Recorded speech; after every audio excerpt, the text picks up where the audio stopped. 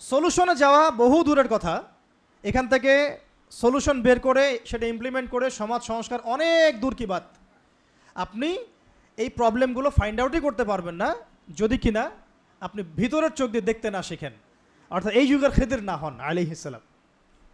এখন বাহ্যিকভাবে আপনি যদি দেখেন, ওয়ার্ল্ডে ইকোনমি খুব ভালো, ওয়ার্ল্ড অ্যাফেয়ার্স খুব ভালো, বিশ্ব এগিয়ে যাচ্ছে একদম, শিক্ষার অবস্থা খুব ভালো, পার্সেন্টেজ বাড়তেছে, তারপরে রাজনীতি তো মহা ভালো, তাই না?